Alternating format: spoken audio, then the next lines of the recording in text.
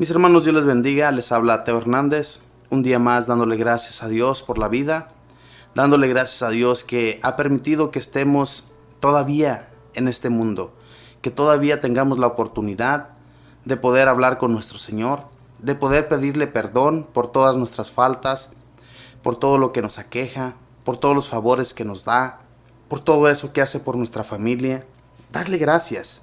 Como sus hijos debemos estar agradecidos con nuestro Dios Padre. Hoy en este día, mis hermanos, voy a compartirles el capítulo número 4 de San Mateo. Todo lo que a nosotros nos acerque a nuestro Señor Jesús. Cuando muchos hermanos aún no conocen de nuestra religión, de lo que es estar enamorados de Jesús, de estar enamorados de ese que murió por nuestros pecados, para que cada uno de nosotros tengamos la oportunidad de llegar ante su presencia. Tenemos que estar agradecidos. Tenemos que darle todos sus méritos a nuestro Señor. Nosotros no somos nadie para creernos como si fuéramos a veces reyes, como queremos a veces que se nos trate, como si fuéramos muy importantes. En realidad, la grandeza, el honor, la gloria debe ser toda para nuestro Señor Jesús, para nuestro Dios Padre, para el Espíritu Santo, para todos aquellos que murieron por el amor a Dios. A todos ellos debemos darles honor, porque en realidad, mis hermanos, si no fuera porque nuestro Señor Jesús vino a enseñarnos, a traernos la enseñanza, a que nos volviéramos santos, a que fuéramos como Él. En un evangelio nos lo dice muy claramente, que seamos santos como Él es santo. San Pablo lo dice también en una de sus cartas, ¿verdad? Él se sentía de esa manera porque Jesús le revelaba tantas cosas a San Pablo, que él se sentía en esa gloria con el Señor, porque estaba haciendo su voluntad, estaba llevando a cabo la labor a la cual el Señor Jesús lo había llamado. En este caso, hermanos, voy a leer primeramente este capítulo y luego vamos a darle un poco de discernimiento. Vamos a ver qué el Señor nos quiere enseñar a través de este evangelio. Y lo leo en el nombre del Padre, y del Hijo, y del Espíritu Santo. Amén. El Espíritu condujo a Jesús al desierto para que fuera tentado por el diablo. Y después de estar sin comer 40 días y 40 noches, al final sintió hambre. Entonces se le acercó el tentador y le dijo: Si eres hijo de Dios, ordena que estas piedras se conviertan en pan. Pero Jesús le respondió: Dice la Escritura, el hombre no vive solamente de pan, sino de toda palabra que sale de la boca de Dios. Después el diablo lo llevó a la ciudad santa y lo puso en la parte más alta de la muralla del templo, y le dijo: Si eres hijo de Dios, tírate de aquí abajo, pues la Escritura dice: Dios dará orden a sus ángeles, y te llevarán en sus manos para que tus pies no tropiecen en piedra alguna. Jesús replicó: Dice también la Escritura: No tentarás al Señor tu Dios. A continuación lo llevó el diablo a un monte muy alto, y le mostró todas las naciones del mundo con todas sus grandezas y maravillas. Y le dijo: Te daré todo esto si te arrodillas y me adoras. Jesús le dijo: Aléjate, Satanás, porque dice la Escritura: Adorarás al Señor tu Dios, y a Él solo servirás. Entonces lo dejó el diablo, y se acercaron los ángeles a servirle. Cuando Jesús oyó que Juan había sido encarcelado, se retiró a Galilea. No se quedó en Nazaret, sino que fue a vivir a Cafarnaúm, a orillas del lago, en la frontera entre Zabulón y Neftalí. Así se cumplió lo que había dicho el profeta Isaías: Tierra de Zabulón y tierra de Neftalí, en el camino hacia el mar, a la otra orilla del Jordán, Galilea, tierra de paganos, escuchen. La gente que vivía en la oscuridad ha visto una luz muy grande. Una luz ha brillado para los que viven en lugares de sombras de muerte. Desde entonces Jesús empezó a proclamar este mensaje: Renuncien a su mal camino, porque el reino de los cielos está ahora cerca. Mientras Jesús caminaba a orillas del mar de Galilea, vio a dos hermanos. Uno era Simón, llamado Pedro, y el otro Andrés. Eran pescadores y estaban echando la red al mar. Jesús los llamó: Síganme, y yo los haré pescadores de hombres. Al instante dejaron las redes y lo siguieron. Más adelante vio a otros 2 hermanos, Santiago, hijo de Zebedeo, con su hermano Juan. Estaban con su padre en la barca arreglando las redes. Jesús los llamó y enseguida ellos dejaron la barca y a su padre y lo siguieron. Jesús empezó a recorrer toda Galilea, enseñaba en las sinagogas de los judíos, proclamaba la buena nueva del reino y curaba en el pueblo todas las dolencias y enfermedades. Su fama se extendió por toda Siria. La gente le traía todos sus enfermos y cuantos estaban aquejados por algún mal, endemoniados, lunáticos y paralíticos, y los sanaba a todos. Empezaron a seguir a Jesús muchedumbres, gente de Galilea, Decápolis, Jerusalén, Judea y del otro lado del Jordán. Palabra del Señor. Gloria a ti, Señor Jesús. ¿Cómo comienza este evangelio? Si recordamos en el capítulo 3, Jesús, cuando llega ante Juan el Bautista, cuando está bautizando en el río, Juan no quiere bautizarlo, porque le dice que primero tiene que ser bautizado él, por Jesús. Sin embargo, Jesús le replica que tiene que ser de esa manera, porque nuestro Señor Jesús quería que así se hicieran las cosas. Por eso es que nosotros nos bautizamos hoy en la actualidad. Tenemos una nueva conversión en el Señor. En este capítulo, ya cuando es bautizado, cuando es salido de esas aguas, cuando Juan Bautista acaba de bautizarlo, nos cuenta ya en el versículo 1 del capítulo 4 que Jesús es enviado al desierto. Dice que el Espíritu condujo a Jesús al desierto para que fuera tentado por el demonio. Y después de estar sin comer 40 días y 40 noches, al final sintió hambre. ¿Cuántos días nosotros pensamos poder aguantar sin comer y sin beber agua? Por dejar nuestros pecados, porque todas esas tentaciones que nos atraen, porque todas esas tentaciones que nos vienen a la mente y que diariamente las estamos teniendo, ¿qué estamos dispuestos nosotros a hacer para que todo eso se aleje? Esta muestra se nos pone, hermanos, en Jesús nuestro Señor. ¿Qué es lo que tenemos que hacer para que todo eso que nos perjudica nuestra alma lo podamos arrancar? ¿Qué podemos hacer? Él pone la muestra de que tenemos que ayunar, tenemos que pasar por un sufrimiento para que todo esto sea arrancado por nuestro Dios Padre. Pero el tentador, mis hermanos, no se da por vencido, lo está tentando muchas veces. Al último, Jesús le dice: aléjate de mí, Satanás. Cuando Jesús ya vence todas las tentaciones, llegan los ángeles a servirle. A nosotros nos sucede lo mismo cuando podemos vencer todas esas tentaciones.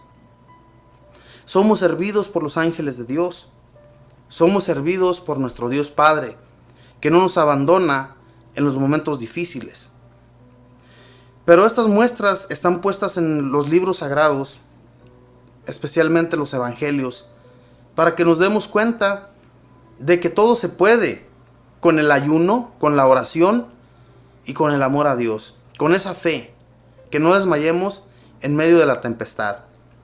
Porque tempestades siempre va a haber obstáculos que nos van a tratar de remoler, de revolver en lo peor, de seguir en estos caminos en los que anteriormente habíamos estado, que nos llaman la atención a muchos, de volver en lo que estábamos anteriormente, en todos los malos deseos, en el alcoholismo, en la drogadicción, en todo eso que nos arranca del amor de Dios.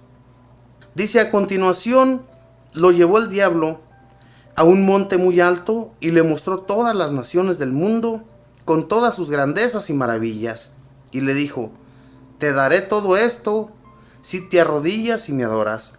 Jesús le dijo: aléjate, Satanás, porque dice la Escritura: adorarás al Señor tu Dios y a Él solo servirás.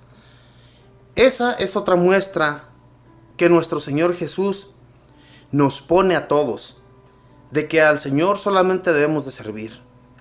No debemos de servir a ningún hombre, a nadie, hermanos, que nos ofrezca puestos altísimos, porque eso siempre va a suceder. Donde quiera que estemos sirviendo, donde quiera que estemos trabajando, si eres muy bueno para hacer los trabajos, si eres muy bueno para llevar el mensaje, en lo que sea que tú estés haciendo, siempre va a haber puestos que se te van a querer dar, siempre y cuando, perdón la palabra, si tú eres una persona interesada, si eres una persona que no te importa a quién tienes que pisar para llegar a tener ese puesto, sí, claro que sí lo obtienes, pero recordemos que ese puesto no se te fue dado por la mano de Dios, sino por el demonio, porque estás aceptando que todo lo que aquella persona te está pidiendo lo hagas, hacer hasta lo imposible, no importa de quién te tienes que deshacer. Jesús no hizo esto. Jesús dice, al Señor hay que servir y a Él solamente, a nadie más. Ojalá y todos pensemos así, de la manera que Jesús pensó, para nosotros poder ser salvos, hermanos. De esa única manera vamos a lograrlo. Si no, mis hermanos, Jesús vino a ponernos muchas muestras de que existe un infierno, el demonio, incitándolo a que lo sirviera a Él. Le iba a dar todas esas naciones, tal vez solamente en engaño. Ni siquiera se las iba a dar.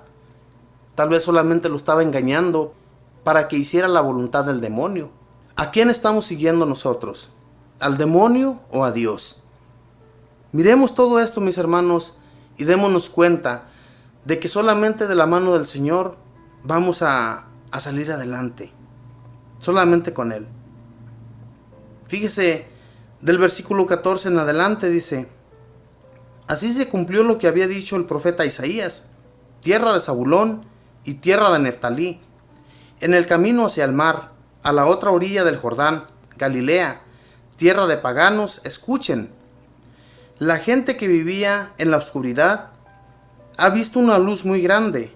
Una luz ha brillado para los que viven en lugares de sombras de muerte. Jesús se estaba acercando a esas ciudades paganas, a esos pueblos donde no conocían del amor de Dios. Y cómo Jesús llega con esa nueva enseñanza y les demuestra de que hay un Dios también para ellos, de que también ellos van a ser arrancados de las tinieblas, van a ser arrancados de ese infierno del cual ellos se sentían que estaban, de que ellos no podían adorar a Dios de la misma manera que los judíos lo hacían. Y había llegado esa luz grande, que era Jesús. Fíjese cómo nos muestra aquí San Mateo, una luz grande. Esa luz que es Jesús, mis hermanos. No debemos nosotros adentrarnos a la oscuridad. No debemos permitir que la oscuridad nos aterre, sino que más bien pedir a Dios su luz para continuar en esa luz y ser luz para los demás. No permitamos, mis hermanos, que las tinieblas que nos cubren muchas veces, a la cual nosotros tenemos tanto miedo, nos aleje del Señor, nos aleje de la luz grande, de esta de la cual nos está hablando San Mateo, que es una luz grandísima. Va a ser la luz que no se va a apagar nunca cuando estemos en su presencia. Más adelante, en este mismo evangelio, nos dice, del versículo 17 en adelante, dice, desde entonces Jesús empezó a proclamar este mensaje: renuncien a su mal camino, porque el reino de los cielos está ahora cerca. A eso fue llamado Jesús, a anunciar el reino de los cielos, a anunciarle la buena nueva al mundo entero. Comenzando, fíjese, en esos pueblos paganos, como él, acercándose a esos pueblos paganos, ellos fueron acogiendo su mensaje. Dice del versículo 18 en adelante, mientras Jesús caminaba a orillas del mar de Galilea, vio a dos hermanos, uno era Simón, llamado Pedro, y el otro Andrés. Eran pescadores y estaban echando la red al mar. Jesús los llamó: síganme, y yo los haré pescadores de hombres. Al instante, dejaron las redes y lo siguieron. Dejaron las redes y lo siguieron. ¿Qué estamos dispuestos nosotros a dejar por Jesús? No estamos a veces dispuestos a dejar nada, mis hermanos.